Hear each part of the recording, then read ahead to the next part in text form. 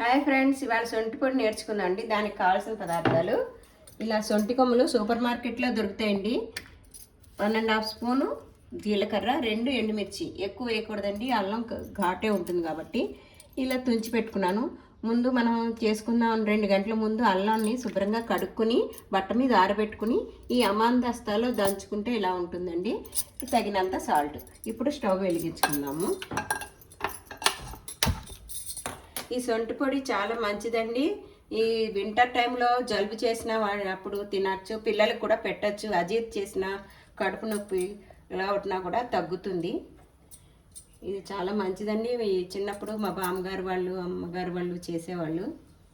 ముందు జీలకర్ర వేద్దాము. నూనె ఏమి వేయకూడదు, డ్రైగానే అన్నీ వేయించుకోవటమే. ఇది చాలా రోజులు నిల్వ ఉంటుంది. క్వాంటిటీని బట్టి కూడా నెల అయినా సంవత్సరం దాకా కూడా ఉంటుంది. ఎందుకంటే దీంట్లో ఏం వేయలేదు కదా, మనం బయటైనా ఉంటుంది. ఇలా డ్రైగానే వేయించుకోవాలండి. వేడివేడి అన్నంలో ఈ సొంటి పొడి వేసుకుని తింటే చాలా బాగుంటుందండి. మొదటి ముద్దగా తినాలి, పిల్లలకు కూడా పెట్టినా చాలా మంచిది. ఇప్పుడు ఈ జీలకర్ర వేగాక మిరపకాయలు వేసుకుందాము. ముందు సొంటి పొడి దంచింది వేసామనుకోండి అడుగంటేస్తుంది. అలా కొంచెం దళసరిగా ఉన్న మూకుడు తీసుకోండి. ఇదిగో వేగిపోయింది చూసారా. ఇప్పుడు ఇది కూడా వేసేద్దాం.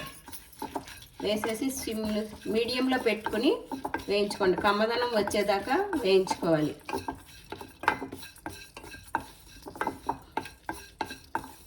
కడుపు ఉబ్బరంగా ఉన్న అజీర్తి చేసినా కూడా తిన్నా మొదటి ముద్దలో ఫలితం ఉంటుందన్నమాట, తగ్గుతుంది.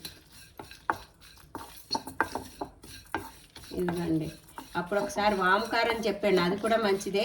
ఇది కూడా సొంటి శీతాకాలం తింటే మొదటి ముద్ద అన్నంలో నెయ్యి వేసుకుని చాలా పనిచేస్తుంది.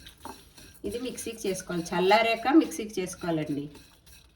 ఇప్పుడు అది వేయించింది మిక్సీలో వేసేసుకుని తగినంత మనకి సాల్ట్ వేసుకోవాలండి.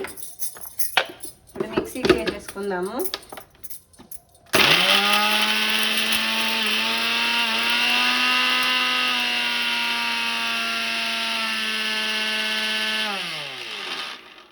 మెత్తగా వేసేసుకోవాలండి.